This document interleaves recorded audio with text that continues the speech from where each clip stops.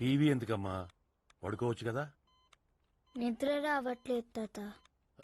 సరే. అన్నలేని అనాథను ఆదరించండి, ఆశీర్వదించండి. మీ అమూల్యమైన ఓటుతో గెలిపించండి. హలో, నేను రాంప్రసాద్ మాట్లాడుతాను సార్. చెప్పండి. పాప హంతకుని గుర్తుపెట్టింది సార్. వాట్?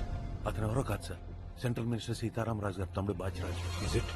ఈ విషయం మీరెవరికైనా చెప్పారా? లేదు సార్. ఎవరికి చెప్పొద్దు. అలాగే సార్. అది పాప ప్రాణాలకే ప్రమాదం. మీరు హైదరాబాద్ ఎప్పుడు వస్తున్నారు? రేపు morning flight sir. Ticket details నాకు పెట్టండి. ఎయిర్పోర్ట్ నుంచి సెక్యూరిటీ అరేంజ్ చేస్తాను. చెప్పాను.